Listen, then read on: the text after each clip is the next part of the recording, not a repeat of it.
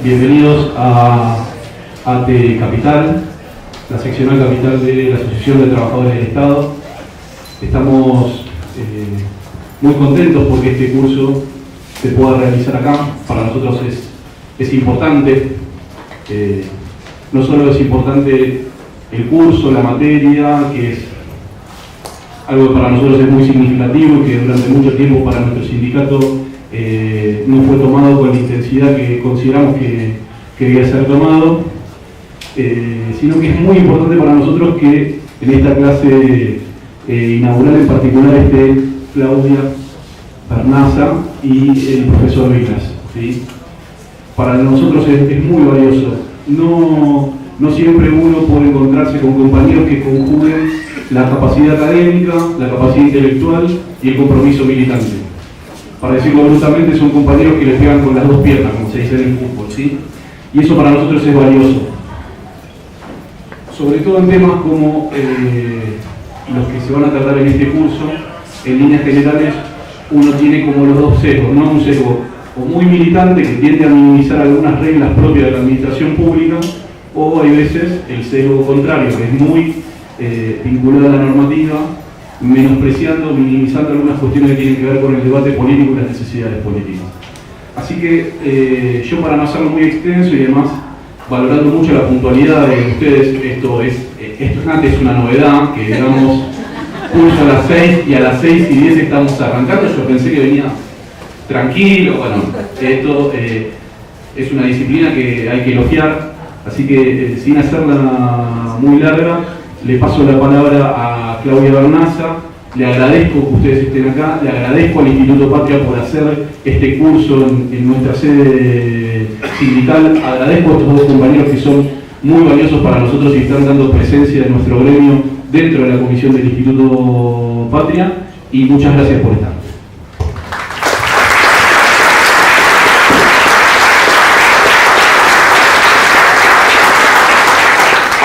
Muy buenas tardes. ¿Quiénes son de Capital Federal?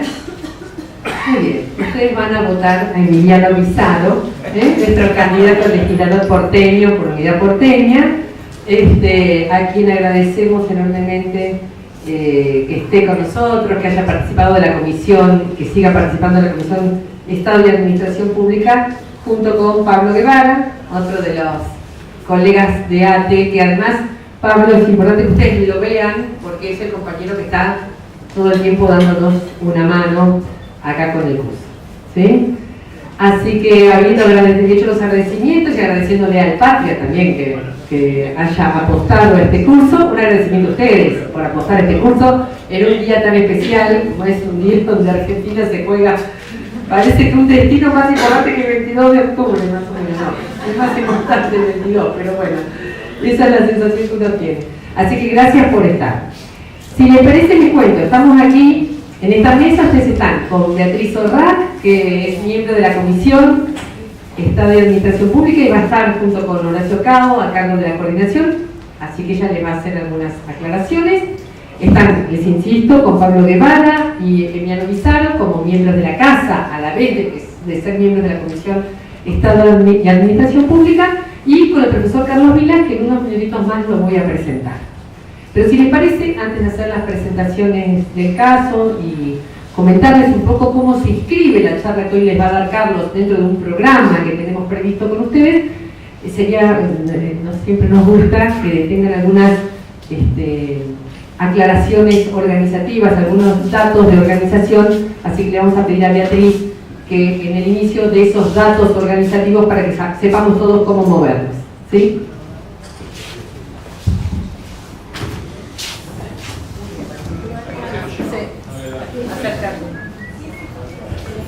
Cambiamos de silla. Ahí, bueno, ¿qué tal, compañeros? Mi rol aquí es de apoyo a la realización del curso y vamos a estar en comunicación con ustedes junto con otros compañeros que vamos a formar un grupo que va a intentar mantenernos cercanos a través del envío de correos electrónicos cada semana, Vamos a enviarles materiales de lectura sugeridas para los que tengan ganas de antes de cada clase leer, tengan ganas, tiempo y les resulten amigables nuestros temas. Esas lecturas les van a estar llegando probablemente los días miércoles o jueves a más tardar, para que quien pueda disponga con suficiente antelación los materiales.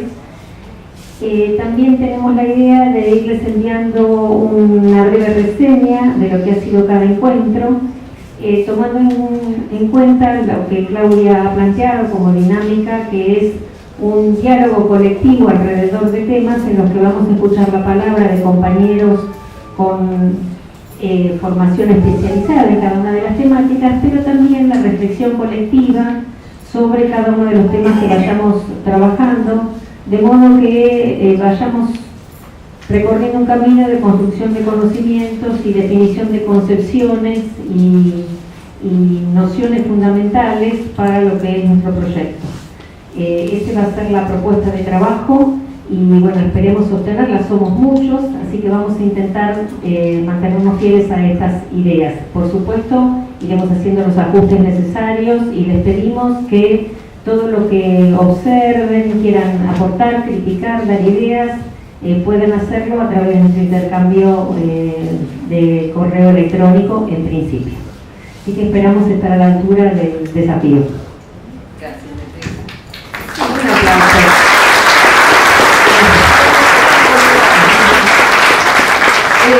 Beatriz, agradecemos a todo el equipo que está detrás, Horacio, Eliana, Matías, Alejandro, Agustina, Alicia Sutik, Sarita Lieberman, bueno, un montón que me estoy olvidando y estoy quedando muy mal con algunos compañeros. Guillermo, Micaela, todos ellos van a estar junto con Beatriz haciendo que esto sea, no queremos que sea una experiencia placentera. Los que nos dedicamos a la capacitación y a la formación dirigencial, creemos que tiene que ser una experiencia de goce, de disfrute al mismo tiempo que de crecimiento. Así que vamos a intentar que así sea. Además de esos envíos de correo electrónico, yo les estaba comentando los que llegaban primero, allí detrás tienen las dos páginas que van a ser claves para ustedes. La página del Instituto Patria como página constante de información política, de información acerca de la agenda de nuestra fuerza política. Y por supuesto en este caso, en este momento de la agenda electoral. Y dentro de esa página, estar atentos a los cursos, a la dinámica de las comisiones. Y la segunda página es más una página de trabajo, equiposweb.com.ar, por eso ahí dice que allí van a encontrarse con los programas, las lecturas y algunos videos. Respecto a las personas que están paradas, aviso que hay 2 o 3 lugares aquí, también habría que acá hay 3 lugares. Si quieren acomodarse los que recién llegan, esperamos un ratito, así se acomodan.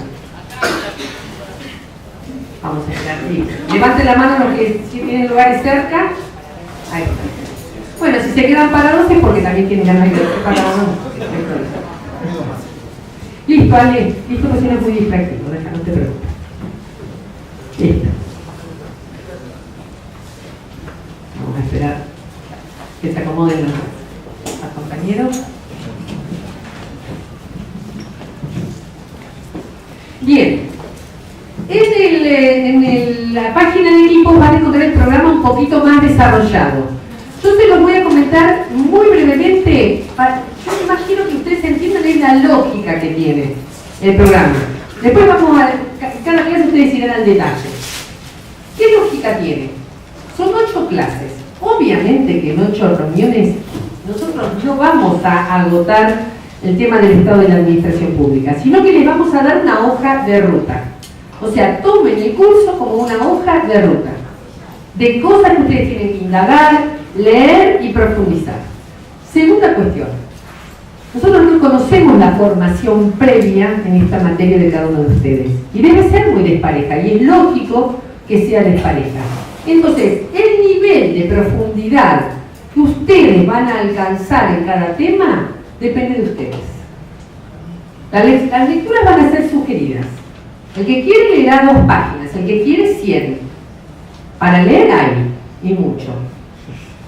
Entonces, el nivel del curso, que varios me lo preguntaron, no es un dato ex ante, es una construcción que hará cada uno de ustedes, de este nivel. Y el orden lógico que va a tener es, hoy vamos a hablar de las convicciones más doctrinarias, más ideológicas, nuestras convicciones políticas alrededor de un concepto que es el concepto Estado y el concepto Administración Pública. Hoy es un día para pensar doctrinariamente al Estado. Para nosotros es clave el día de hoy, y por eso lo invitamos al profe Vilas, porque además nosotros seguimos mucho todos sus estudios sobre este tema, y después tendrán mucho que leer, seguir leyendo. Como no nos podemos quedar allí, avanzamos. Las siguientes 2 clases van a hablar de los 3 niveles. La primera va a hablar del federalismo argentino, tanto el federalismo como está previsto en lo legal, como el federalismo real. Y también vamos a hablar algo del federalismo fiscal. En la siguiente clase vamos a ir a los municipios, por muchos motivos. Ya van a ver, pero para nosotros son actores claves. Actores claves en una forma diferente como lo piensa la socialdemocracia, como lo piensa el liberalismo. No es que nuestra corriente sea Tocqueville, nosotros lo pensamos desde el peronismo, incluso frente a la crítica que se le hace al peronismo de no pensar el municipio. Ya vamos a refutar esa idea. Así que, federalismo, municipios. Luego de eso, sea que estemos en el nivel nacional, en el nivel provincial o en el nivel local, cada uno se ubicará en el que más le gusta, en el que es su vocación o donde hoy se sitúa. Vamos a hablar de cuestiones de gestión estatal, diseño de organigramas, planificación de gobierno, presupuesto, vamos a decirlo en el orden que corresponde, planificación de gobierno, presupuesto, diseño estructural, diseño procedimental o temas de comunicación, liderazgo, dirección. Los vamos a hablar y cada uno lo aplicará, todo eso que hablemos, al nivel que le interese. Y finalmente le vamos a dedicar algunas horas de nuestras clases al tema de la relación de empleo público, tanto debilidades, fortalezas de esta relación, la historia de esta relación y deudas de esta relación, y finalmente vamos a hablar de la formación pública y de la ética pública. Seguramente con alguna clase especial que ya les vamos a comentar. Listo, ese es el programa. Después capaz hay algún desorden por algún motivo de agenda, pero esa es la lógica que tiene el programa. A ese programa se le van a agregar durante el mes de noviembre talleres optativos. Esos talleres optativos van a ser en días diferentes de los martes y los hace el que quiere. Respecto de gestiones sectoriales, gestión del hábitat, gestión de la seguridad, gestión de políticas para personas mayores, que muy gentilmente y con mucho compromiso militante van a ofrecer distintas comisiones del Patria. Y cada uno se anotará en el que le interese, en 1, 2 o más. Eso después, a lo largo de las clases, ya vamos a hacer la operatoria para inscribirse en esos talleres optativos. Y una cuestión operativa, y yo digo esto y nada más, porque todo lo demás lo hablarán con Beatriz o con Alejandro en la inscripción, se espera para la acreditación y para la certificación un 80% de asistencia. O sea, de 8 clases estimamos que son 6 aproximadamente, que sean 7, pero bueno, vamos a ser generosos y decimos son 6. Seguros de que tienen que venir para obtener el diploma. Toda negociación respecto de esto, respecto de los trabajos grupales, respecto de la dinámica de producción, Beatriz Ortega. ¿Sí? Estas son las reglas generales que les queremos proponer. Y antes entonces de presentar a Carlos Vilas, una mínima presentación de ustedes, por favor, si son tan amables, díganos quiénes son, otra vez, de Cava, levantando la mano, de Ciudad de Buenos Aires. Muy bien, gracias por recibirnos en la ciudad de todos los argentinos. El único eslogan de este gobierno municipal que me encanta, que está ahí cuando me recibe cuando vengo desde La Plata. ¿Quiénes son de provincia de Buenos Aires? ¡Wow! Bueno, ustedes me van a votar a mí, muy bien. Además de Cristina, además de Tayana. Muy bien, bueno. ¿Quiénes vienen de más lejos de la provincia de Buenos Aires? Ahora ahí iba por Entre Ríos. ¿Quiénes vienen de más lejos? No, de más lejos de la provincia de Buenos Aires. Son todos de Gran Buenos Aires. Zárate. ¿De Zárate? Yo voto en Tierra del Fuego, estoy viviendo ahora con ustedes, pero un poquito de Tierra del Fuego, trabajo para la diputada de Tierra del Fuego. Muy bien, tenemos gente. Pero por eso, preguntaba los de provincia de Buenos Aires. Tenemos de Zárate, ¿alguien más lejos que Zárate? Cañuelas, sí, bastante lejos. San Miguel, muy bien, ya nos vamos a ir conociendo. ¿Quiénes vienen de Entre Ríos, por favor? Bienvenidos muy especialmente, un aplauso, que se hacen el viaje.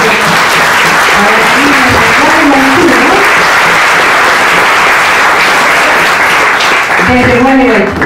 ¿Y quiénes vienen de Santa Fe, por favor? Muy bien, muy bienvenido. Muy bienvenido, gracias por venir. Y gracias por aprovechar tu estadía en Buenos Aires para traer la representación de Tierra del Fuego. Cierto, Carlos Vilas viene de La Pampa, pero vive acá cerca, Muy bien. Les cuento con quién vamos a charlar hoy por quienes no lo conozcan. Carlos Vilas es abogado, de allá lejos hace tiempo, doctor en Ciencias Jurídicas y Sociales, magíster en Ciencias Políticas, y además una persona que ha escrito mucho, y que además algunos de sus libros que tuvieron que ver con la etapa de 1974 no existe, ¿no? Escribe La dominación imperialista en Argentina y recibe el premio Raúl Scalabrini Ortiz de la UBA en el año 1974 por este libro, que fue secuestrado por la dictadura junto con el libro Estado y Derecho en una economía dependiente. Él es Carlos Vilas, quien en el exilio no dejó sus compromisos militantes de lado y colaboró intensamente en la década del 80 con la revolución sandinista. Recibió en ese tiempo el premio Casa de las Américas por el libro Perfiles de la Revolución Sandinista. Es profesor en universidades de Argentina, de Latinoamérica, de Europa y de Estados Unidos, y muchos tuvimos el gusto y el honor de tenerlo como docente. Él ha sido funcionario, ha trabajado desde el primer momento de la presidencia de Néstor Kirchner, sobre todo en temas de servicios públicos, y hoy es director de la Maestría en Políticas Públicas y Gobierno de la Universidad Nacional de La Luz y dirige allí la revista Perspectivas de Políticas Públicas. Además, es integrante de la Comisión Estado y Administración Pública del Instituto Patria. Vamos a tener el placer de charlar con él. Él va a hacer una exposición, veremos en todo caso después si nos da el tiempo para hacerle algunas preguntas al profesor, pero igualmente él nos va a acompañar durante todo el proceso de este curso. Carlos, gracias otra vez por estar con nosotros.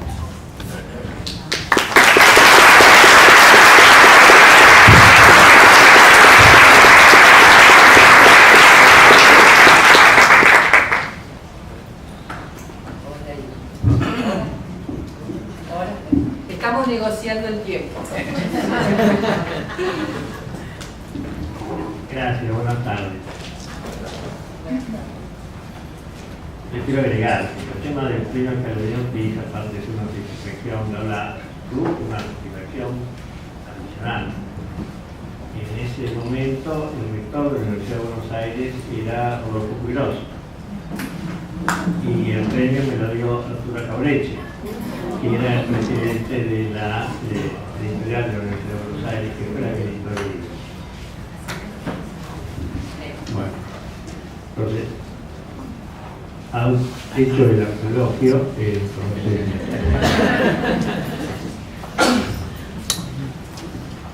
Digo, no tengo tantos premios entregados por Arturo Cabreche como para que este pase desapercibido.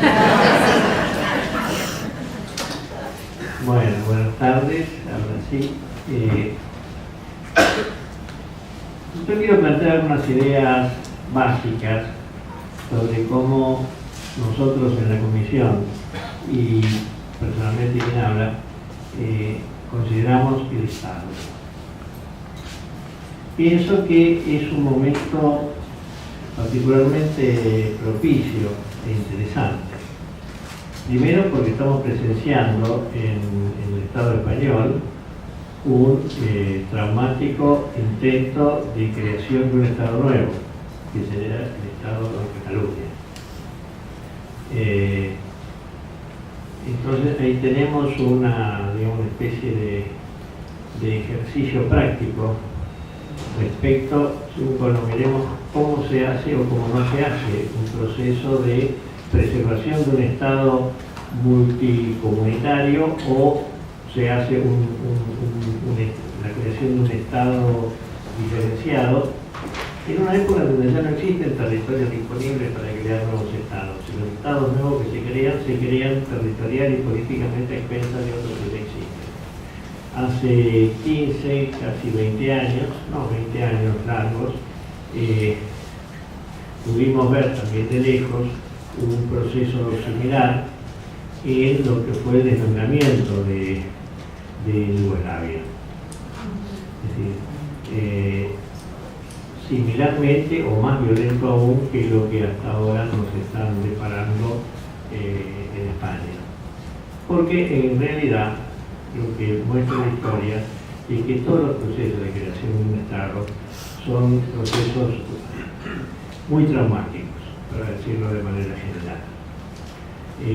Yo hasta donde recuerdo o lo conozco, hay un único caso en que se creó un Estado con el consentimiento del Estado mayor del cual formaba parte. Y es el caso de Finlandia. Finlandia en el año 19, es decir, después de la Revolución Bolchevique, hasta entonces formaba parte del Imperio Ruso.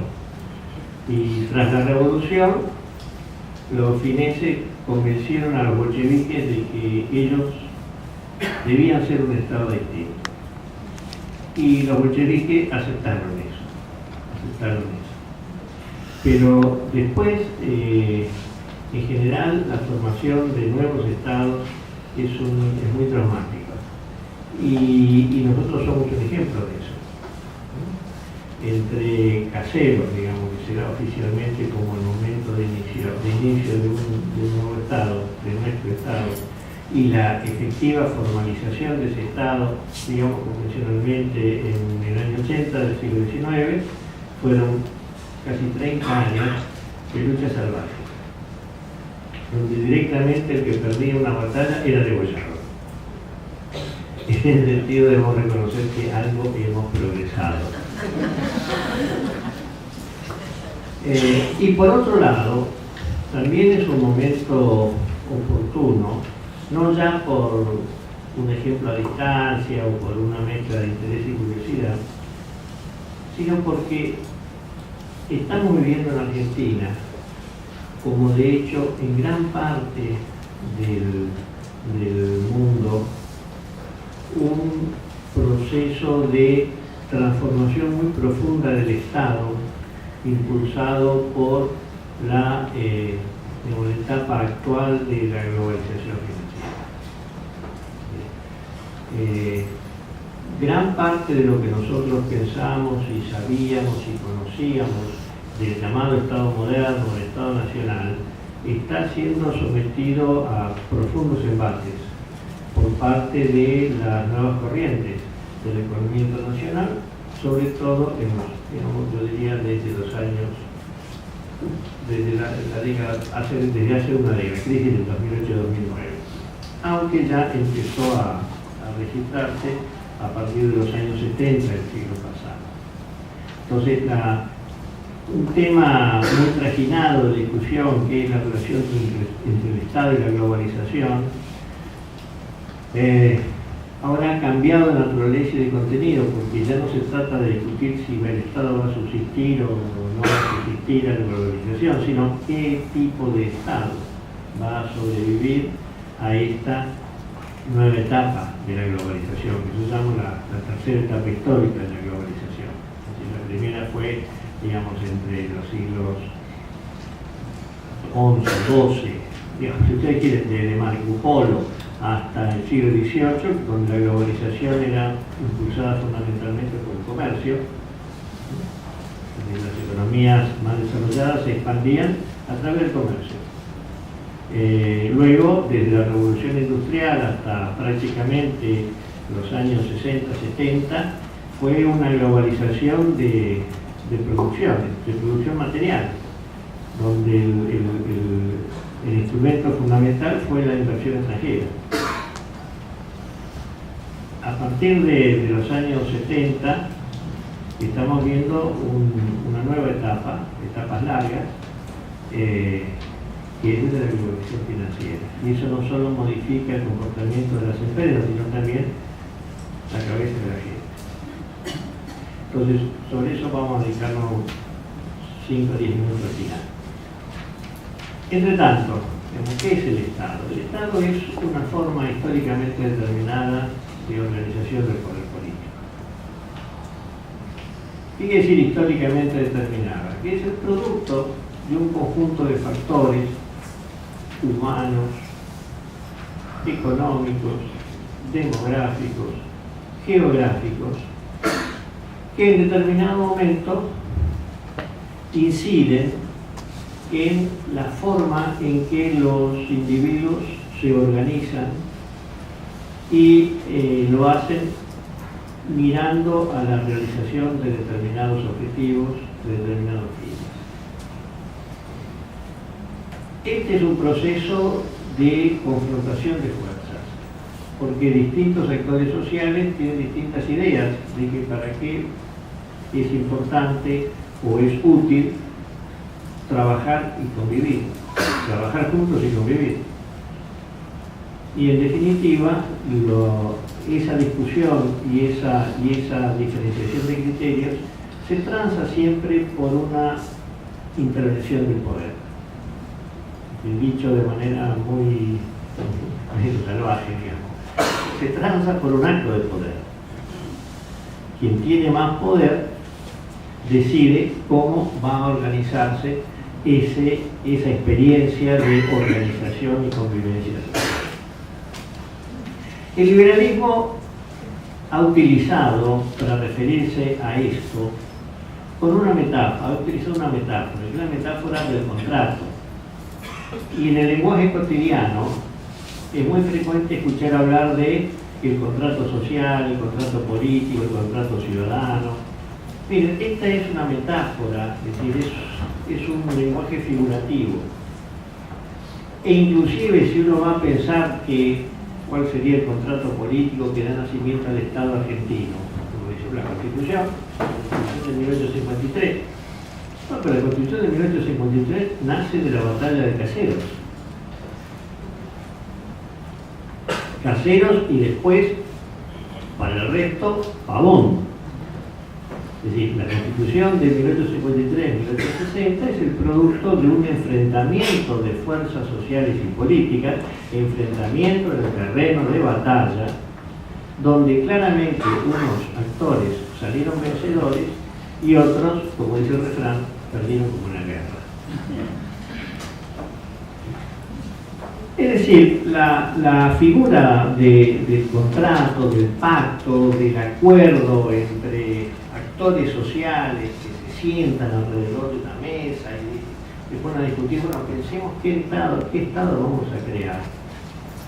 Tiene una utilidad. En primer lugar, da una imagen más benevolente de un proceso que en general, repito, ha sido muy duro, muy sangriento.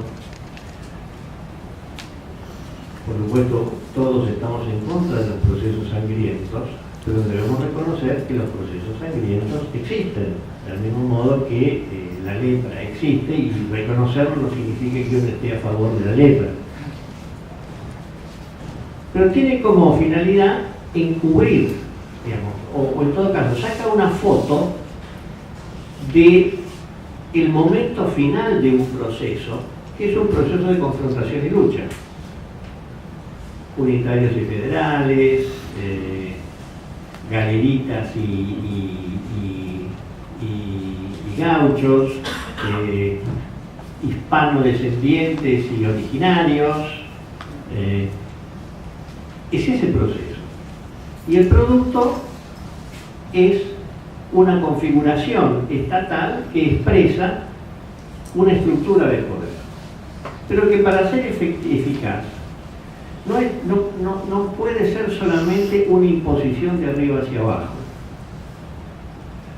Si uno pretende que el Estado exista no solo como una materialidad coactiva, mostrarle al conjunto de la población que está en condiciones de efectivizar lo que un sociólogo alemán llamaba prestaciones útiles. Es decir, que también para los que perdieron les presta servicios que les son útiles. Por ejemplo, seguridad. Por ejemplo, educación básica. Es decir, que asume en los términos de la fórmula de poder dominante algunas de las demandas y reivindicaciones que formulan esos sectores que perdieron perdieron el partido de primera. Pero esa es la condición para que esos actores presten su consentimiento a los mandatos del poder. Y uno lo está viendo cotidianamente. El hecho de que el macrismo, con todas sus limitaciones, por ahora siga manteniendo la UH,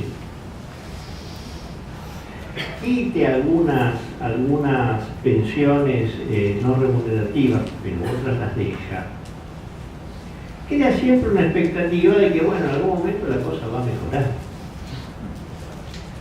Y es cierto, al viejito de al lado o al pibe mogólico de al lado le quitaron la prestación, pero a ese no. Entonces, bueno, quédate piola porque vamos a ver si a través de algún juez benevolente lograr recuperar. Entonces, se crea por la efectividad o por la expectativa la idea de que es mejor tener un Estado que no tener un Estado. De hecho, una de las explicaciones que históricamente se dan para legitimar el Estado es que el Estado pone orden en lo que de otra manera sería la lucha de todos contra todos.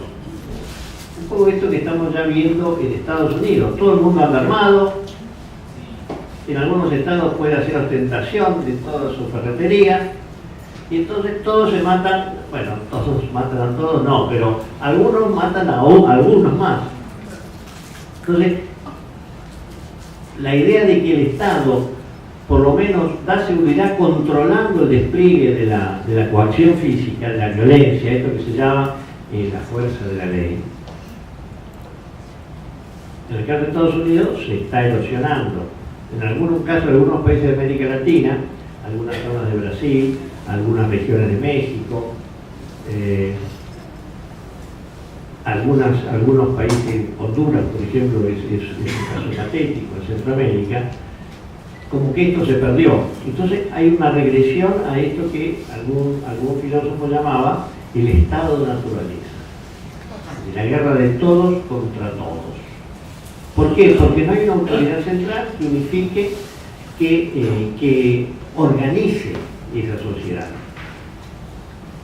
Y cuando aparece, querramos que no, la gente está agradecida, ya no te mata.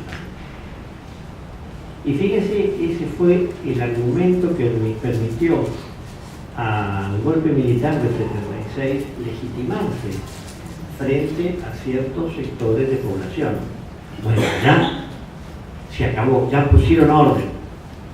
O ese argumento popularmente reaccionario que es aquí hacía falta alguien con mano fuerte. Si no, ¿cómo explicamos que haya sido electo gobernador de Tucumán por los tucumanos el general Bussi? Entonces, ¿cuál es la explicación? No, che, pero ese tipo era un chorro, a mí no me robó. Un asesino, a mí no me mató. Después se descubrió que sí, que era un chorro. Y todos sabíamos que era un asesino. Pero la fantasía de que, así como está la fantasía de que mejor tener un millonario de presidente, porque entonces ya no necesita robar.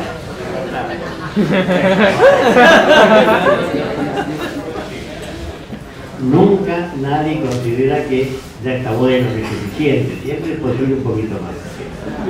Agotable. Entonces, lo mismo es esto, uno tiene un sátrapa, un asesino cebado, y por lo tanto ya se establece la paz social. Entonces, de todas maneras, lo central del Estado y lo que lo legitima básicamente, mínimamente, mezquinamente, es establecer un principio de orden. Ese orden puede no ser un orden justo, puede no ser un orden progresista, puede no ser un orden democrático, pero si la alternativa es la guerra de todos contra todos, el caos, la inseguridad, el miedo, amplios sectores de la población van a dar la bienvenida a cualquier tipo de orden que disminuya un poquitito su miedo. Y, aunque sea antipático decirlo, uno de los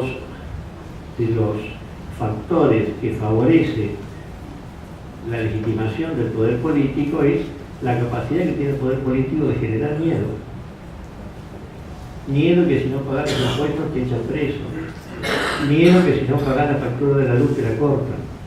Miedo que si no pones cara de gil cuando viene la gendarmería y hace tropelías, te meten preso. Es el miedo, la capacidad de generar miedo.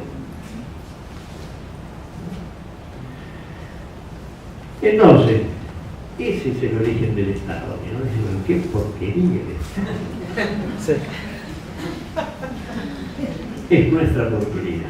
¿No? Como decía aquel presidente, ¿quién era? Roswell, ¿no? Le decían, pero Somoza es un hijo de tal por cual, sí, pero es tal por cual.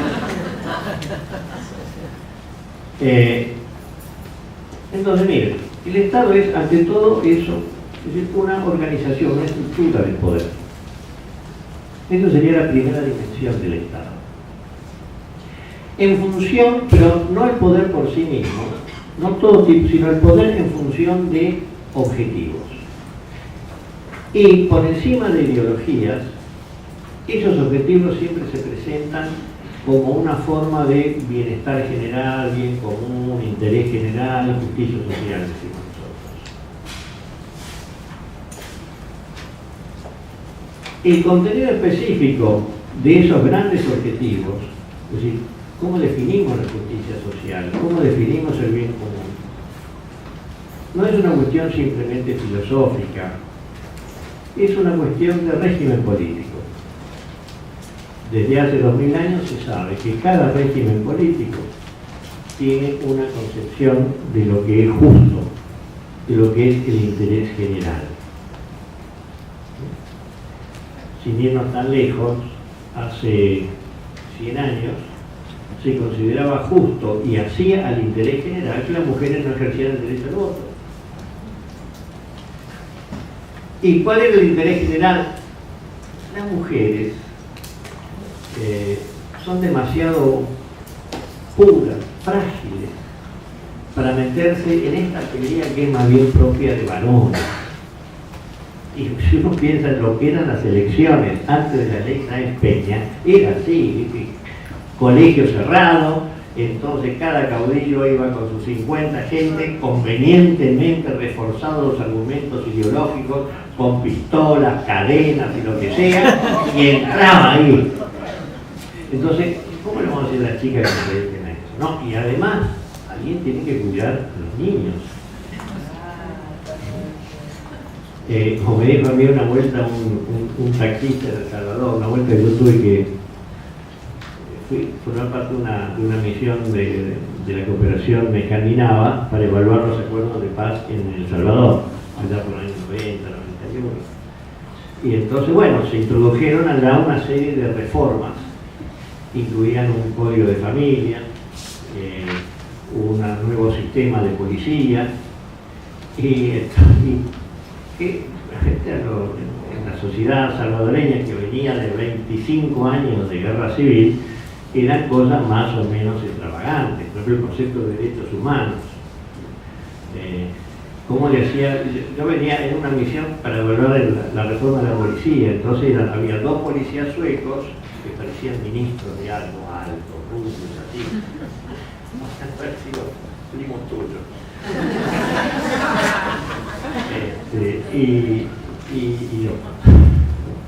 Y entonces, claro, los polis estaban horrorizados, porque en Centroamérica, y hasta no hace mucho tiempo aquí, lo más normal era que si uno tenía algún entrevero con la policía, algún golpe se ligara. Y nadie en El Salvador considera que eso implicaba una violación de los derechos humanos. Entonces uno tenía que explicarle a los suecos, bueno, mire lo que pasa. Bueno, el hecho es que entonces esa madrugada yo voy ya volviendo al aeropuerto en un taxi, y entonces el chofer me saca el tema, ¿usted no es de aquí? No, yo soy extranjero, yo soy argentino.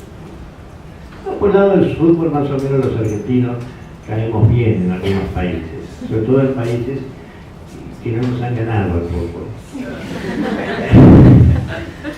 Entonces me dice, imagínese, señor, esto se está llenando de extranjeros. Y nos traen costumbres que no son nuestras. Figúrese, un código de familia. Resulta que ahora uno no puede pegarle a la mujer y a los hijos. ¿Y cómo hace para educarlo?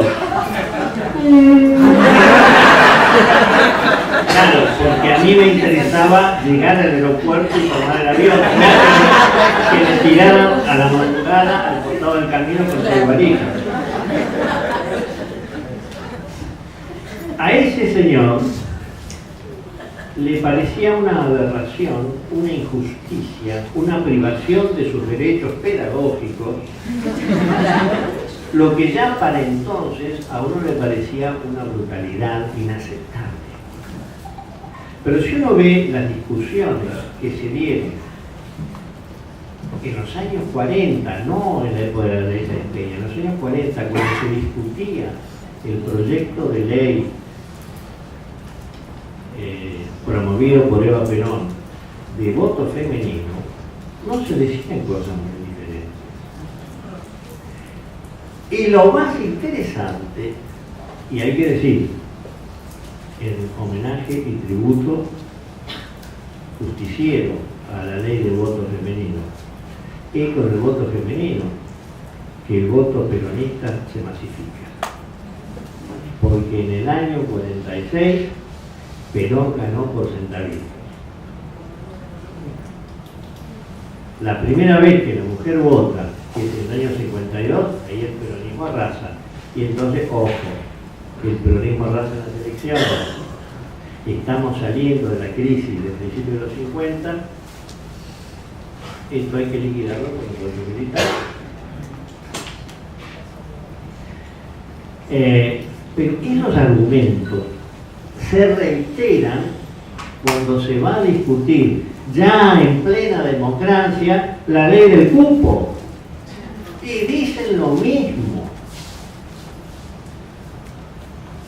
Entonces hay ideas que perviven, porque perviven en lo más profundo de lo que sería el sentido común de todo argentino y argentina de bien, porque esto no es patrimonio ideológico solamente de nosotros los varones. Como decimos los machistas, a nosotros el machismo nos lo enseñan nuestras mamás. Lo reproducen. Bueno, no es un tema de hombres y mujeres, es un tema de producción social, de reproducción ideológica de una estructura de poder, que es de clase y que es también étnico-racial y que es de género. Entonces, hay ideas de justicia, de solidaridad, de bienestar, que varían según los tiempos. Y esas ideas son remitibles en última instancia al régimen político que existe en la sociedad. Por eso un viejo filósofo decía que cada régimen político tiene su propia idea de justicia. La oligarquía tiene su propia idea de justicia.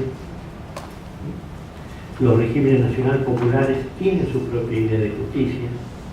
los regímenes socialistas tienen su propia idea de justicia. En todos los casos se formatea con la misma terminología. Y uno puede verlo, por ejemplo, en los preámbulos de las constituciones. Ideas generales, a propósito, porque entonces en la idea general estamos todos de acuerdo. El tema es el polo a tierra, el significado concreto y específico que le damos en cada momento y frente a cada situación. Y eso a veces los reformadores jurídicos y constitucionales no siempre lo tienen claro. Piensan que basta con sancionar una ley, reformar una constitución para que automáticamente la idea de justicia que está en esa ley y en esa constitución se cumpla. Y uno puede decir, en perspectiva internacional, la Constitución del 53-60 era, para la época, bastante tolerante y comprensiva. Pero la aplicación de esa Constitución corrió a cargo de las mismas oligarquías provinciales que habían sido las vencedoras a costa de la sangre de gauchos, de la guerra del Paraguay, de la masacre de los caudillos y de sus seguidores, etc. Esto es algo que hay que tener presente. Una cosa es el formato legal de una estructura de dominación y otra cosa es el desempeño real de la estructura de la dominación. Si no, vamos a terminar creyendo la máquina. Pero bueno, la primera dimensión del Estado es entonces esta, es una estructura de poder, es la institucionalización de una estructura de poder. Y aquí se plantea una proximidad, que para algunos casos es homonimia, entre lo que es la estructura del Estado como relación de poder y la constitución del Estado. ¿Por qué? Porque la constitución del Estado es exactamente eso, es la formación político-institucional de ese Estado. Inclusive etimológicamente,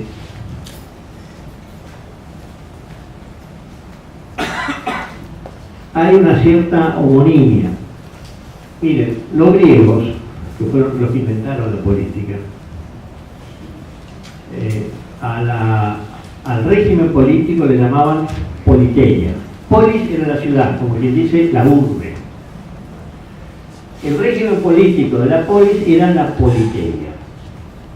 Cuando la filosofía política griega pasa a Roma, los romanos traducen, concretamente un individuo llamado Polibio, lo traducen eso como constitutio, constitución, es decir, un armado colectivo de mando y obediencia, y ahí quedó constitución. Pero este parentesco estrecho entre Estado y Constitución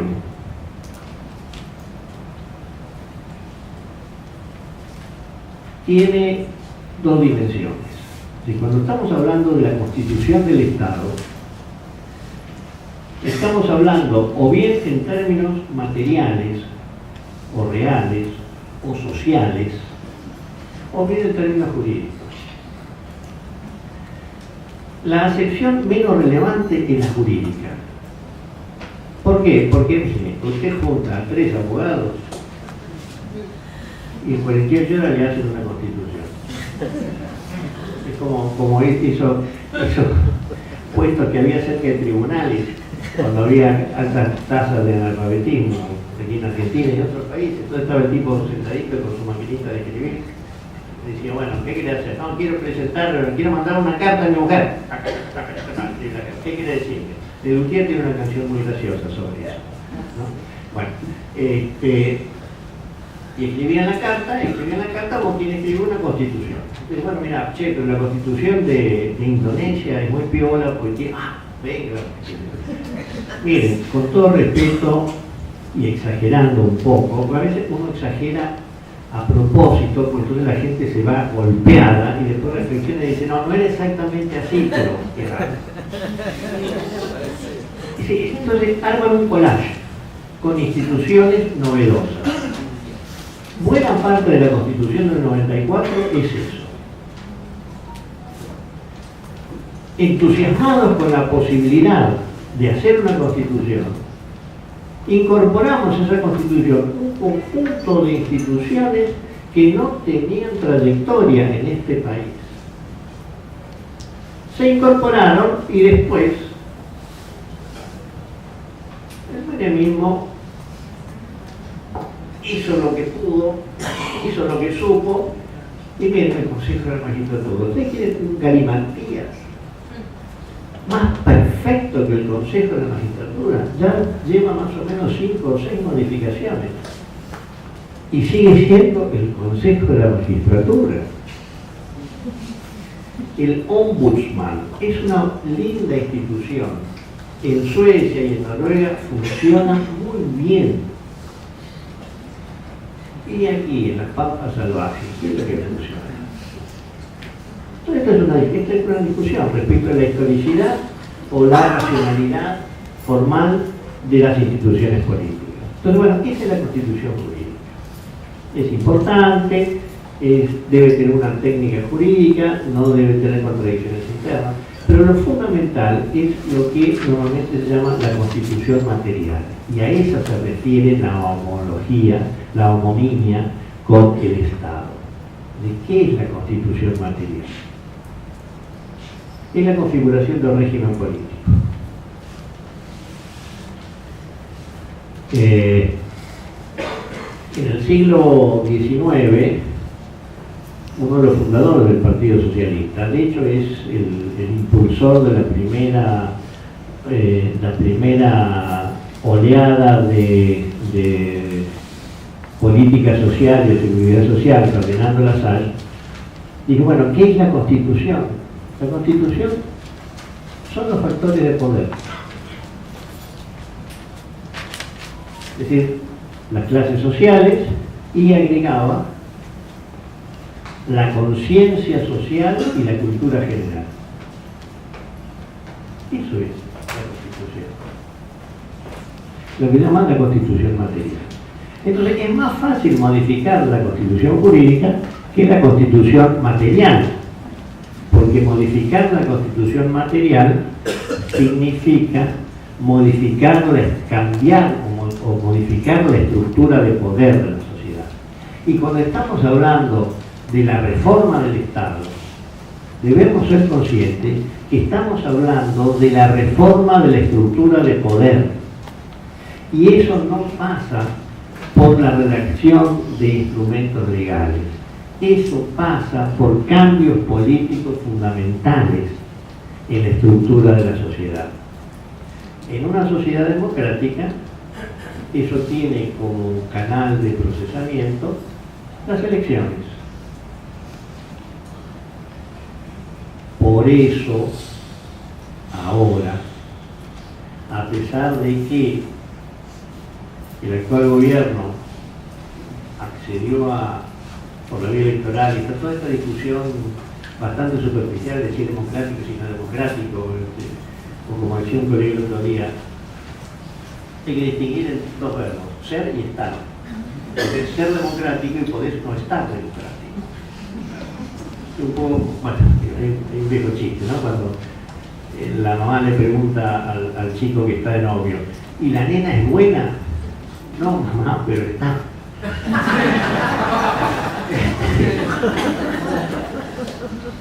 Bueno, entonces, ¿este gobierno es democrático? Sí, pero ¿está democrático? No, ¿verdad? Entonces, cuando uno llega a estas definiciones, la pregunta no sirve para nada. Pero ¿qué es lo que pasa entonces? Uno dice, bueno, apuestan a que ganan estas elecciones, por supuesto, son hipótesis abstractas. Pero de todas maneras, ronda la idea de que el voto es una herramienta peligrosa, aunque vos ganéis las elecciones. Entonces, lo mejor que hay que hacer es eliminar la obligatoriedad del voto.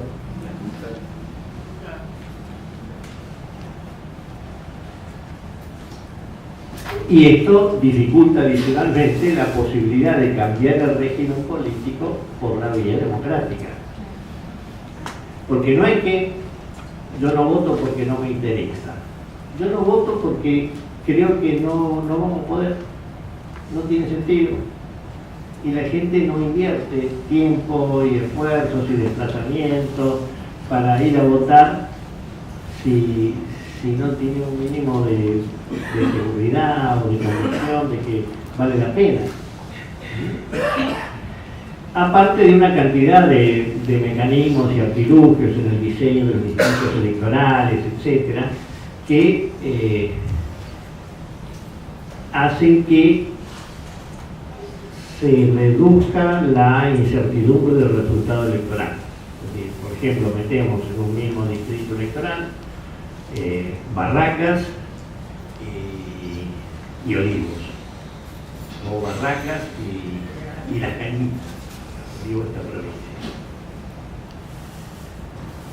Entonces, no, pero entonces hay una calle, por ahí hay una calle que la que une los dos distritos. Entonces, ¿por qué? Porque estimamos que, claro, el problema es que el macrismo gana en Barracas y gana en Las Cañitas. Pero bueno, supongamos que no ganamos en Barracas. Entonces, eso significa que la masa electoral de Las Cañitas te tracciona el resultado de la masa electoral, ponele, de Barracas Sudoeste. ¿Qué es lo que quieren hacer con La Matanza? Entonces quieren traccionar La Matanza. Curiosamente, no a lo largo, sino a lo ancho. Entonces lo que te queda es la matanza profunda que vaya para los peronistas. Pero Ramón Mejía, todo eso que se parece más a los barrios donde uno vive. No parece provincia. Entonces, esto tiene que ver con esta primera dimensión, el Estado como estructura de poder. Que no significa exclusivamente el gobierno de los ricos y poderosos. Para que el gobierno de los ricos y poderosos aspire a reproducirse, aparte de los instrumentos coactivos del Estado, la gendarmería, los jueces de Comodoro Pi y muchos otros que ahora se sienten inspirados por los jueces de Comodoro Pi, es necesario que el Estado desempeñe esto que Maslow llamaba las prestaciones útiles. De todas maneras, aunque sea una vez cada 15 días, pasen recogiendo la basura. Que haya algún par de policías cada 10 o 12 cuadras, simplemente para tranquilizar la vista. Esa es la primera dimensión del Estado, el Estado como estructura de poder. Hay una segunda dimensión, que es la dimensión operativa, práctica, dinámica del Estado, que es lo que normalmente se llama administración pública, el conjunto de organismos, procedimientos, órganos, funcionarios, etcétera, que ponen en movimiento y en función a esa estructura de poder y orientan ese desenvolvimiento en función del modo en que el régimen, la estructura de poder, interpreta los grandes intereses colectivos de la sociedad. Y eso se expresa en general a través de lo que desde hace unos años se llama políticas públicas. ¿Qué son las políticas públicas? Es el conjunto de acciones de gobierno orientadas a resolver o a procesar situaciones consideradas problemáticas por esa estructura de poder en función de su diseño político. En ese sentido, las políticas públicas plantean la intersección de tres cuestiones: el poder, los actores de la sociedad y la administración pública. Los actores de la sociedad, ¿por qué? Porque ellos plantean demandas, plantean reclamos, y la administración pública, inspirada por la estructura de poder, ve de qué manera puede armonizar las demandas de eficacia sustantiva de la población, combate la pobreza, desempleo, seguridad laboral, nutrición, es decir, todo ese amplio espectro de demandas, población o sectores de la población vive como problemáticos, y ver de qué manera eso es compatible con los objetivos que orientan la acción de los grupos de poder. Y esto realmente es un trabajo muy complicado, porque no todo el mundo plantea las mismas demandas y las mismas reivindicaciones. Y porque además suele ocurrir lo que nos ocurrió a nosotros en los años 2002, 2003, 2004. Es decir, que el kirchnerismo se hace cargo de resolver una cantidad enorme de problemas que no se expresaban 10, 15, 20 años antes. Una sociedad más diferenciada, más compleja que la de 15, 20 años antes, pero de hacerse cargo de esa realidad más compleja, más diferenciada, con un Estado desvencijado, un Estado desguazado después de 10 años de reforma neoliberal, reforma administrativa neoliberal, porque la reforma política es la que había tenido lugar a través de las privatizaciones, la subordinación a los condicionamientos, a las condicionalidades del Banco Mundial, etc. Entonces, esa es la segunda dimensión del Estado. Y el modo en que se organiza y funciona esa segunda dimensión siempre compatibiliza con la estructura de poder. Y cuando la estructura de poder cambia, ese segundo nivel se adapta traumática o placenteramente a ese cambio. Lo estamos viendo ahora. El macrismo ganó en el año 15. Llevó al gobierno a un nuevo sector social. No todos son CEOs, pero sí unos cuantos. Y eso es algo nuevo. De tener empresarios a cargo de funciones de gobierno de primer nivel era medio como extravagancia en Argentina. El último que lo hizo fue Nicolás Rapanelli y le costó la vida, o le costó la vida al anterior. El anterior, Roy. Con una lógica aparentemente impecable, copiando, pero las copias siempre salen mal, sobre todo cuando el papel carbón está gastado. Carlos Menem dijo, bueno, si Perón lo nombró a Gelbart y antes había nombrado a, ¿cómo se llamaba el primer ministro de Economía de Perón? A Miranda. Bueno, a ver, ¿quién es el grupo, cuál es el grupo económico más fuerte que hay por en Argentina? Bungibón. Bueno, a ver, Bungibón, que ponga el ministro. Se murió el ministro. Era más fuerte de la cosa de lo que él se imaginaba. Y fíjense ustedes, Menem dijo, se murió el candidato, tráigame otro. Una cosa bien corporativa. Entonces, pero eran como extravagancias, ¿no? Ahora no, ahora uno tiene una docena larga de funcionarios que pasan directamente de la conducción empresarial a la conducción del gobierno. Y eso se expresa en una transformación de los aparatos de gobierno y en la desaparición de otros. Y uno puede analizar los cambios de poder entre capital y trabajo, pero también dentro del capital, del empresariado, en función de esos cambios institucionales. Por ejemplo, ya no hay ministro del Ministerio de Industria. Ahora hay un Ministerio de Agroindustria, que son las llamadas producción de manufacturas de origen agropecuario, las MOA. Básicamente son las oleaginosas,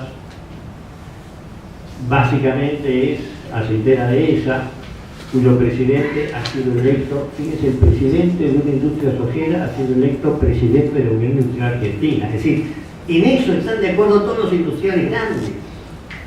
No es simplemente que le metieron ahí un injerto. No. Y por otro lado está el Ministerio de la Producción. Pero se diluye la especificidad de la industria.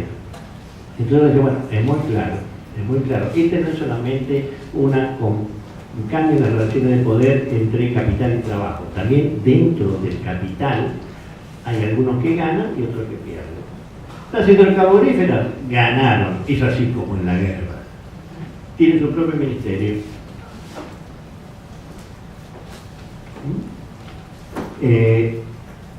Los campesinos, la agricultura familiar perdió, ya no hay Secretaría de Agricultura Familiar en el Ministerio de Agroindustria. Entonces los chacareros tienen que ir a la Plaza de Mayo a malvender sus verduras.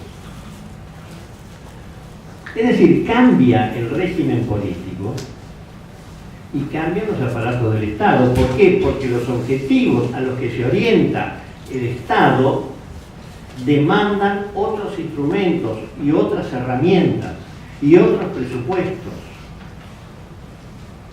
Y si no hay industria, y si la orientación es hacia el capital financiero, ¿para qué necesitamos trabajadores con convenio colectivo y altamente calificados?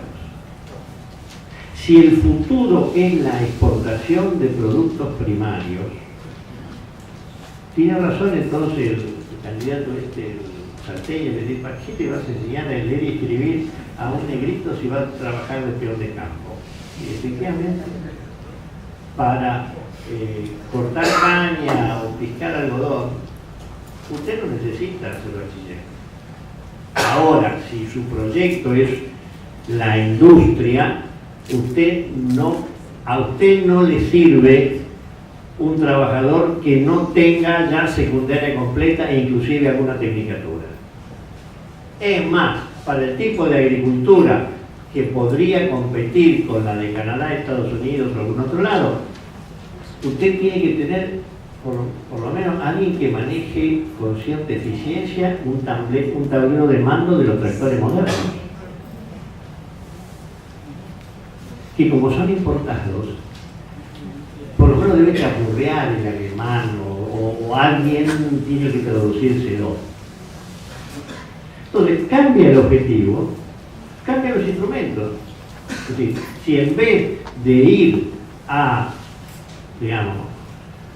Tucumán, de aquí en adelante vamos a limitarnos a viajar a Balcarce, usted no necesita aviones. ¿A quién se le ocurriría ir en avión a Balcarce?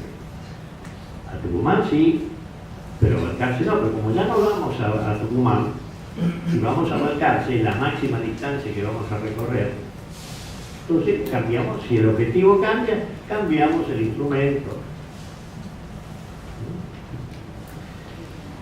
Bien. Y la tercera dimensión, entonces, es una dimensión más ideológica, conceptual. Todo esto es ideológico también, en cuanto depende de proyectos políticos y de fines y de objetivos y de concepciones de lo que es justo y lo que es el desarrollo. La tercera dimensión, que es la ideológica o intelectual, es que el Estado es un productor de identidades, ante todo la nación,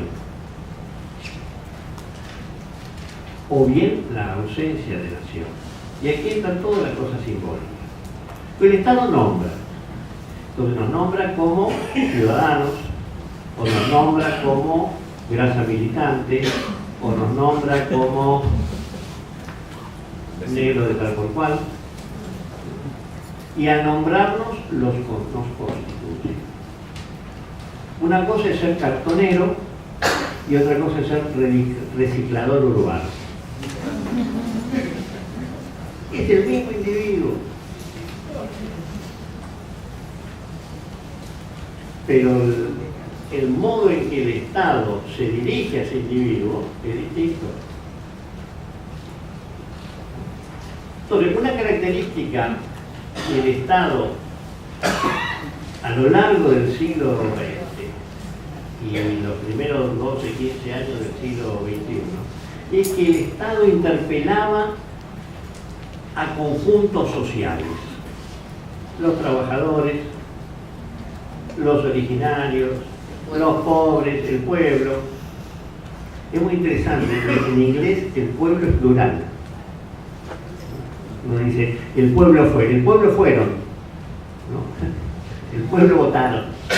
Se me costó aprenderlo. Bueno, entonces, son colectivos unificados por demandas y aspiraciones de derechos. Ahora no, ahora cuéntanos cuál es tu aspiración. Dinos tu proyecto de vida y nosotros te lo construimos. Es decir, la expresión más chabacana de lo que elegantemente podemos llamar un avanzado proceso de individuación. La sociedad deja de ser producto de luchas y aspiraciones, demandas, esfuerzos, sufrimientos, esperanzas y frustraciones colectivas para ser una sumatoria de individualidades. Sin nación, porque si no hay un sentido de común pertenencia, la nación se diluye en esa sumatoria de divergencias individuales. Y en ese sentido, nosotros tomamos a broma lo que son algunas expresiones muy representativas de esa situación. El perro Balcarce sentado en el sillón presidencial. Y todo, mira, esto es lo que opina el presidente de la República. El patriotismo ya no existe, se va a ejercer la presidencia con honestidad, no con patriotismo. ¿Y el patriotismo qué es entonces? ¿Somos todos chorros los patriotas? Si ellos dicen que sí, porque nos choreamos todos. Fíjense, durante 20 años, una de las discusiones históricamente intransitivas que con mucho fervor todos o casi todos dimos fue si Roca tenía derecho a estar o no en un billete de 100 pesos. Y otros decían, bueno, ¿por qué no Roca si está también Rosas? Pero de 20. Miren, ¿saben qué? Ya ni Roca, ni Evita, ni Rosa, ni Belgrano, ni San Martín. La ballena, el tigre, el guanaco. Nunca un pingüino. Sí. Pero pueden poner el pingüino, el tema es el lugar de quién. Entonces, para muchos compatriotas, el billete, más allá de su poder real o efímero de compra, te recuerda que algo hizo para poder estar en un billete. En una época, bueno, los que son más avanzados en la Navidad recordarán la fragata. Aún a ese nivel, ustedes dicen, bueno, es irrelevante, ¿quién no tiene compasión por las ballenas y detesta a los japoneses? El tema no es ese. Entonces, todo esto se da en un contexto donde no solamente se da en Argentina, se da en España, se da en Francia, se da en Brasil. Es decir, la amenaza de la reforma laboral que nos van a propinar, ya tenemos un indicador de por dónde viene la cosa en Brasil. Pero lo de Brasil es lo de España, y lo de España es lo de Francia. Es decir, en la nueva configuración del capitalismo financiero internacional, en esto, repito, que yo llamo la tercera ola de la globalización, usted lo que necesita es individuos que no tengan capacidad de reivindicación y que en vez de reivindicación le dirijan a usted agradecimiento. Para eso también es importante la individuación, porque el poder de los trabajadores, de los campesinos, es el poder de lo colectivo, el poder de la clase. Y por eso consiguieron la legislación laboral, la legislación social, los precios, los contratos colectivos de trabajo, el derecho al sindicato, el derecho a las ligas agrarias. Pero si la clase y el grupo se diluye en una suma de individuos, bueno, ahora eso pasa en gran parte del mundo contemporáneo, incluyendo lo que algunos ven como una salvación, que es China. ¿Alguien escuchó hablar de sindicatos en China? Somos comunistas. No hay ningún peligro de que vengan los comunistas, los sindicatos. Entonces, esa es la orientación. Y en este momento Argentina está en víspera de dar dos discusiones. Está involucrado en dos grandes discusiones. Una es la incorporación del tratado Mercosur-Unión Europea. Porque eso significa, lisa y llanamente, la liquidación de la hipótesis de un desarrollo industrial. Y de todo lo que el desarrollo industrial en la historia del mundo, aún en la historia capitalista, ha significado en términos de mejora de la condición de vida de los trabajadores y de la familia de los trabajadores. Y la segunda discusión es en torno a la reunión que va a haber en diciembre aquí, cuando Argentina está trabajando, el gobierno está trabajando en serio para que Argentina sea admitida como miembro de la Organización de Cooperación y Desarrollo Económico, la OECD.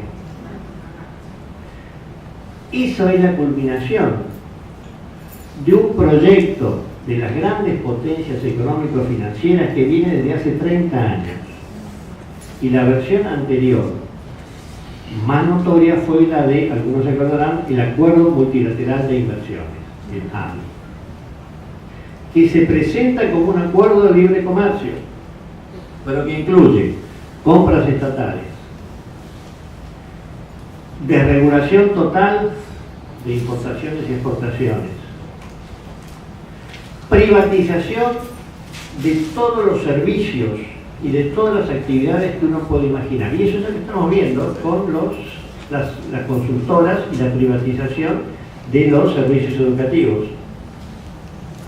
Y de los hospitales. Es decir, la idea es sacar a los chicos de la escuela, que a través de la computadora te conectás con la consultora tal o cual, o con el ministerio, y entonces el chico queda aislado, es decir, se individua el chico, porque las escuelas y las universidades y los colegios son el equivalente para la clase media y la clase media baja de las empresas para los trabajadores, es donde están todos juntos. Por eso las grandes revoluciones del mundo estudiantil salen de los colegios, porque ahí están todos juntos y vos compartís y confrontás tus experiencias y desarrollás argumentos,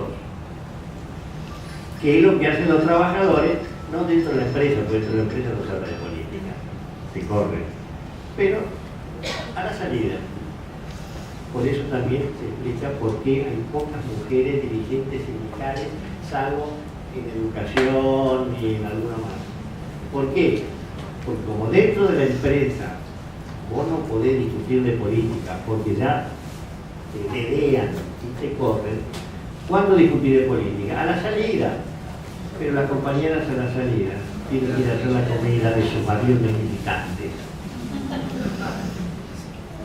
Entonces el futuro de la clase obrera pasa también por la democratización de las relaciones en el seno del hogar. Los varones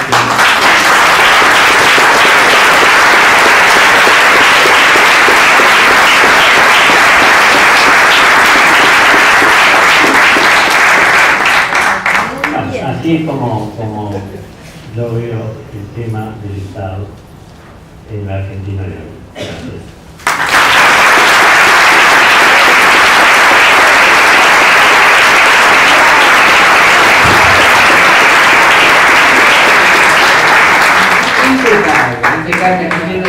saberlos, Carlos. Bueno, voy a hacer algunos comentarios y si les parece, dos propuestas después de estos comentarios. Hacer tres preguntas o reflexiones de parte de ustedes, tanto como para conocer a algunos de los que están participando. No mucho más porque no nos da el tiempo, pero nosotros sabíamos que en esta primera reunión era así. Y después proponerles que a la vuelta del correo que les va a llegar, con una relatoría, con un resumen de esto y con algunas sugerencias de lectura, ustedes nos envíen sus preguntas, reflexiones, algún textito que les inspire lo que acabamos de escuchar. Empiezo por ahí entonces, voy a hacer al revés, empiezo por ahí. En ese correo va a ir también el material de lectura que va a apoyar lo que dice Carlos. Yo les voy a recomendar así a priori dos lecturas generales, después vamos a ir más específicamente. Una es que entren a la página www.carlosvilas.com.ar. No, CM Vilas. Ah, gracias, lo estaba diciendo mal. CM por Carlos María, cmvilas.com.ar, porque ahí están siempre los últimos artículos y los principales textos del profesor Vilas. Y la segunda, para bien, ¿no? CM Vilas, lo había dicho mal. Y la segunda recomendación es tratar de conseguir, comprar, hacerse del último libro del profesor, El poder y la política, el contrapunto entre razón y pasiones, de Editorial Biblos. ¿Sí? Que ese no está disponible en internet, pero es un libro maravilloso, lo puedo prestar. Y hay varios aquí que lo tenemos. No sé si les va a gustar mucho el libro que yo diga esto. Pero bueno. Así que bueno, lo podemos prestar entonces para que circule el libro. El poder y la política, el contrapunto entre razón y pasiones. Van a encontrar síntesis, análisis del libro en internet, pero no el texto del libro, y se los recomiendo especialmente. Entonces, los dos comentarios de mi parte. Sobre todo, va muy dirigido a los jóvenes, y en el caso de los que pasamos los 40, quisiera hablar un minutito a los jóvenes que fuimos. ¿Cuántas de estas cosas que nos está comentando Carlos, nosotros sabíamos a la hora de ingresar al Estado, como trabajadores públicos? En mi caso particular, ninguna. Yo ingresé muy joven, porque soy maestra.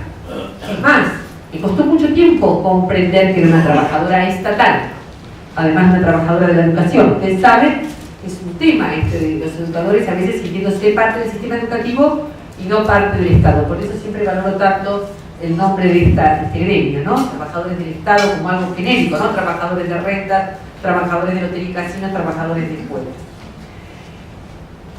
Que yo haya llegado al Estado sin saber nada de las relaciones de poder que el profesor comentó, sin saber nada de ese aparato de gestión pública y sin saber nada de este proceso de identificación, de identidad, de pertenencia y de historia que me construía como sujeto, le trajo problemas a ese Estado y le trajo problemas al servicio que yo brindé. Por supuesto, cuando rápidamente me di cuenta de eso, pasados los años, me puse a estudiar y me enamoré de estos temas. De hecho, yo de base soy ingeniera agrónoma y después me dediqué apasionadamente a la administración pública, con otro problema que tiene que ver con cómo la academia aborda estos temas. Yo me dediqué solamente a la segunda dimensión de las tres que comentó el profesor. Me dediqué fanáticamente a entender la ferretería del Estado. Digo ferretería porque así la nombra Carlos y a mí me resultó muy claro, ¿no? Me dediqué a entender cómo se diseñaban organigramas, cómo se diseñaban oficinas, cómo se compraba, cómo se pedía una caja chica, cómo se rendía, porque me desesperaba. Quería hacer las huertas familiares, quería hacer un encuentro de agricultores familiares y iba el contador de mi municipalidad y me decía, ¿hiciste la reserva? Y yo no sabía ni de qué me hablaba. ¿Hiciste el acto administrativo? Yo no sabía que era un acto administrativo. Obviamente, 8 años después, era una administrativista hecha y derecha y conocía la ferretería de arriba abajo. Pero nada sabía respecto del poder y de las relaciones de poder. nada sabía acerca de cómo jugaban las fuerzas políticas y la actividad política en ese Estado, y menos sabía acerca de las identidades que se construían desde ese aparato. Con lo cual eso uno lo va aprendiendo con el tiempo, lo va recorriendo con el tiempo. La convocatoria que uno hace es evidente que el esfuerzo que hicimos como gobierno fue a que en nuestros programas educativos estos temas comenzaran a aparecer. Y sobre todo nuestro esfuerzo tendrá que ver con que todo el tiempo estemos pivotando entre la naturaleza política, la naturaleza técnica y la naturaleza más doctrinaria, más ideológica del Estado. Esta es la invitación. Y por eso nos parece que Carlos Vilas es en el fondo, además de nuestro compañero, un gran provocador. Porque nos muestra que conocer las reglas, las técnicas del Estado, es que apenas empezaste a conocer. Y que quizás conozca las técnicas, tal como las diseñó el grupo de poder que fue dominante en ese Estado donde vos estás participando. Porque no estaban escritas en piedra, ni eran una cosa natural. Por eso uno lo aprende con Vilas y con la generación que pensó el Estado a la manera de Vilas. En ese sentido también les recomiendo un libro de alguien que no es nuestro, que no está con nosotros, que es Oscar Oslak. En su libro La formación del Estado argentino habla mucho de estas cosas. ¿No es cierto? Buen libro de Oscar, después se dedicó a la administración. Sí, después es lo que pasó, tuvo como una inclinación hacia los temas más administrativos, pero este libro es un libro obligatorio casi.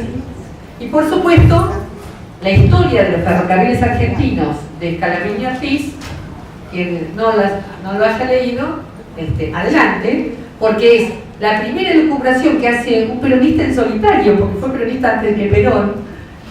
Scalabrini era el hombre que estaba solo y esperaba, cómo él empieza a pensar la configuración del Estado argentino y desenmascara la presencia de los imperios. Así que hechas estas recomendaciones y habiendo hecho esta reflexión inicial, la segunda reflexión que quería hacer es que la presencia de un gobierno como el gobierno de Cambiemos refresca un enfoque respecto de la administración pública que fue preponderante en los 90 y que se conoce como nueva gerencia pública o nueva gestión pública o New Public Management, donde se decía que el espíritu empresarial de eficacia, eficiencia, economía, agilidad procedimental iba a mejorar nuestros estados. 10 años estuvimos en nuestro gobierno haciendo el esfuerzo de demostrar que el Estado era mucho más complejo que un tema empresarial y aplicación de técnicas empresariales. Fuimos capaces de producir teoría y práctica superadora de la nueva gerencia pública. Y fíjense, esto que dice la reforma que de los estados son las no escritas muchas veces, como la presencia de este nuevo gobierno, como si no hubiera pasado nada, vuelve a poner de moda la nueva gerencia pública, cuando ya son críticos incluso los propios creadores de esta corriente teórica. Así que resulta absolutamente relevante que nuestros cuadros militantes se formen en estos temas, porque no alcanza con repetir consignas, tenemos que conocer en profundidad esto, ¿sí? A eso vamos a tratar de dedicarnos, ya nos empezamos a dedicar y nos vamos a dedicar en las próximas clases. Esta vez el formato participativo va a ser un formato vía mail porque preferíamos aprovechar más la palabra de Carlos, así que seguramente le vamos a pedir alguna reflexión escrita en el correo, ¿no es cierto, Beatriz? Por ahí anda la cosa. Sí, acá estamos contando diciendo todo lo que vamos a recibir. Bueno, ahí van a procesar todo lo que van a recibir. Dicho esto, si les parece, y a título simbólico, casi como para conocernos, dediquémonos estos 10 minutos finales, estos 15 minutos. Está claro, que Emiliano algo les comentaba. Tratamos de ser muy puntuales, tanto para empezar como para terminar. No solo por el partido argentino en este caso que nos corre, sino en general, para respetar los tiempos de todos, ¿sí? Para tratar de ser eficaces y eficientes, porque una cosa que nosotros reclamamos es que la autoría de la eficacia y eficiencia en materia de gestión pública es de Perón, al menos en Argentina. Por eso también les recomendamos la lectura de la carta a los funcionarios públicos que él escribe en su segundo gobierno. Porque él estaba muy preocupado porque él también le pasaba algo parecido a Néstor Kirchner, que tenía que poner en marcha un Estado popular con un aparato absolutamente conservador creado por la oligarquía. El poder de su palabra, su poder de seducción, y se reúne con los funcionarios que le eran heredados. Y escribe, redacta consejos para estos funcionarios que por supuesto están muy vigentes. Y él ahí habla del tema de la eficacia del trámite, porque ya por entonces había un enorme enojo general respecto de las vueltas burocráticas. Así que no es ningún invento eso de la nueva gerencia pública. Bueno, dicho estos comentarios, si les parece, 2, 3 personas que se presenten, levanten la mano, yo los voy señalando, como para tener, por supuesto, prefiero que sean personas que no sean de la comisión, para conocer a las personas nuevas, alguien joven, una mujer, alguien de lejos, alguien de acá. Soltero, casado. Adelante. Bueno, ahí hay una pregunta. ¿Quién más? Allí hay otra.